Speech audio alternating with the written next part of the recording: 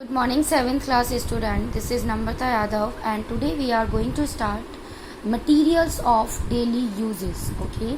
So in this chapter we are going to cover about the materials which we are using in our day to day life. तो हम अपनी day to day life में बहुत different type के materials use करते हैं. जैसे कि सबसे पहले आ जाएगा क्लोथ्स. तो क्लोथ्स हम यूज़ कर रहे हैं. ओके. तो ये मेन इम्पॉर्टेंट थिंग है हमारी लाइफ की कि जो हम कपड़े पहनते हैं तो वो कहाँ से आए हैं. ठीक है. और हम इसे क्लाइमेट के अकॉर्डिंग पहनते हैं, एज़ पर द वेदर पहनते हैं. ओके. सेकेंड थिंग जो आ रहा है वो है हमारे किचन में यूज़ होने वाले utensils. Okay. And the most important thing is water. Okay. फिर वाटर से बनने वाली चीज़ें जैसे फूड हो गया, आइस हो गया, ये सारी चीज़ों के बारे में हम डीपली इस चैप्टर में पढ़ेंगे. राइट. तो हम सबसे पहले स्टार्ट कर रहे हैं इसके इंट्रोडक्शन से. तो इंट्रोडक्शन में आपको मैं ये बताऊंगी कि हम जो है अपनी डे टू डे लाइफ में बहुत सारी डिफरेंट वैरायटी ऑफ थिंग्स जो है उन्हें यूज़ करते हैं. जैसे हम कपड़े पहनते हैं, मैंने पहले ही बताया. Utensils we are using, water we are using for the food, for the washing of clothes. ठीक है. तो इसी तरीके से हम बहुत सारी चीज़ें यूज़ करते हैं. ओके. तो कुछ मटीरियल जो होते हैं हम यूज़ करते हैं कोल्ड में, कुछ मटेरियल जो होते हैं हम यूज़ करते हैं हॉट में, और कुछ टाइम पीरियड के बाद हम as per the time period हम चेंज करते रहते हैं. तो जो ऑब्जेक्ट हमें हीट प्रोवाइड कराते हैं तो हम उन्हें यूज़ करते हैं जब विंटर्स आता है तब. Okay. So that they can keep us warm. And जो चीज़ हमें थोड़ा सा ठंडक प्रोवाइड करता है जैसे कूलर हुआ, फैन हुआ, एसी हुआ, ठीक है, इनका यूज़ करते हैं हम समर्स में. ठीक है. तो जैसे जैसे टेम्परेचर आपका बढ़ता जाता है वैसे वैसे हमारा जो है चीज़ें जो है यूज़ होने वाली वो भी चेंज होती जाती हैं. ओके. तो सबसे पहले बात की जाएगी क्लोथ्स की, बिकॉज क्लोथ्स जो है सबसे पहले क्लाइमेट चेंज होता है तो हम सबसे पहले क्लोथ्स चेंज करते हैं. ओके. तो वी यूज़ क्लोथ्स और we wear clothes according to the prevailing weather conditions. Yes. तो अगर हॉट होगा तो वी वियर व्हाट, हम लोग पहनेंगे ऐसे कपड़े जो हमें क्या करे, हमें ठंडक प्रोवाइड कराए. जैसे कॉटन क्लोथ्स हुए या फिर कॉटन या सूती कपड़े हुए. ठीक है. तो या फिर हम सिल्क्स पहनेंगे. बट अगर बहुत ठंडी हुई तो हम वुलन्स पहनेंगे, फुल पहनेंगे. ओके. तो इस तरीके से हम क्या करते हैं, यूज़ करते जाते हैं अपने कपड़ों को as per the weather conditions. Okay. अब बात आएगी कि इन कपड़ों को बनाने के लिए फाइबर्स कहाँ से आई. तो मैंने आपको बताया था फाइबर्स के बारे में अपने प्रीवियस चैप्टर में कि फाइबर जो है वो हमें कॉटन से, जूट से, इन सब से मिलता है. ओके. अब हम इस चैप्टर में बात करेंगे जो फाइबर्स हमें एनिमल से मिलता है उनके बारे में. तो सबसे पहले बात आ रही है animal fibre.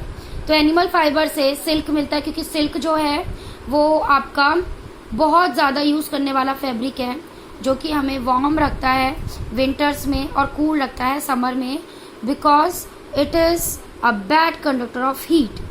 And silk is obtained from silkworm, okay, which are reared to obtain silk thread from them. और इसकी खेती को बोलते हैं सेरीकल्चर. ठीक है. सिल्कवर्म होता है ना, उसको क्या किया जाता है, उसे रखा जाता है. इनकी एक तरीके से इनका एग्रीकल्चर होता है. ओके. और फिर इसको क्या किया जाता है, इनकी जो ये थ्रेड छोड़ती हैं, ठीक है, तो जो ये थ्रेड छोड़ती हैं बेटा, तो ये इसके थ्रू क्या करते हैं, ये इसे निकाल देते हैं, फिर मशीनरी के थ्रू इसका प्रोडक्शन ऑफ सिल्क क्लोथ्स के लिए यूज़ किया जाता है. ठीक है. तो सेरीकल्चर के बारे में बात करते हैं. सेरीकल्चर जो होता है वो ब्रीडिंग ऑफ सिल्कवर्म होता है जिसके थ्रू सिल्क थ्रेड मिलता है. तो जो टाइनी एग्स होते हैं सिल्क के, ठीक है, तो वो जब इनक्यूबेटेड होते हैं, जब तक वो इनक्यूबेटेड होते हैं, छोटे से थोड़े से बड़े होते हैं, तो वो हैचिंग करना जब शुरू कर देते हैं. ओके. तो वो क्या करते हैं, हम उनका यूज़ करना शुरू कर देते हैं, उनके अंदर से सिल्क निकालना. ठीक है.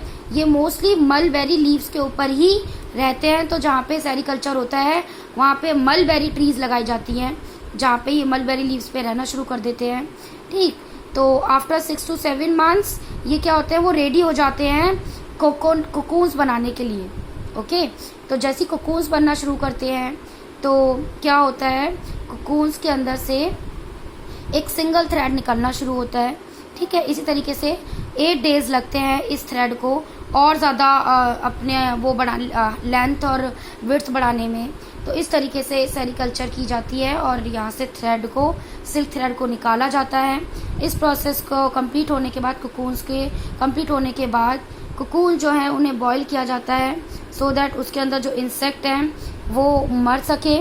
ओके, फिर इन कोकून्स को फिर सुखाया जाता है, फिर इन्हें ब्रश किया जाता है जिससे कि इसका जो आउटर जो खराब जो कोर्स फिलामेंट्स हैं वो हट सके। फिर जो आपके जो यूजफुल कोकून्स के फिलामेंट्स होते हैं इनको ट्विस्ट किया जाता है so that it can use to make a thread. फिर इसे क्या किया जाता है, इसकी एक रील बनाई जाती है, ठीक है। और फिर इस रील को तैयार किया जाता है, जैसे ये वुल की रील बनाई गई है ना, इसी तरीके से सिल्क की रील बनाई जाती हैं। फिर इन्हें मशीनरी में यूज़ किया जाता है इन रील्स को, और फिर से क्लोथ्स बनाए जाते हैं। ओके, तो जो रॉ सिल्क होती है जिसे हम ऑब्टेन करते हैं इस प्रोसेस से, इसे हम थ्रोइंग बोलते हैं। ओके, तो अब बात करेंगे हम जो हमें different types of silk thread मिलते हैं इस प्रोसेस से, वो कितने टाइप्स के होते हैं। वो आपके 4 टाइप के होते हैं, ऑर्गेनाइजिंग, क्रीपी, ठीक है, नेक्स्ट है ट्रैम, फिर है थ्रोन सिंगल्स, ठीक है। ये सिल्क जो थ्रेड्स होते हैं they are use for making different fabrics, और उसके अकॉर्डिंग इनके रेट्स भी अलग अलग होते हैं। थ्रोन सिंगल जो होती है वो प्योर सिल्क के लिए यूज की जाती है और इसलिए इसका कपड़ा भी महंगा आता है, ठीक है। अब सेरीकल्चर जो है वो कैसे एसोसिएटेड है हमारी हेल्थ प्रॉब्लम से, तो that we will discuss in our next video. So wait for the next video and thank you class.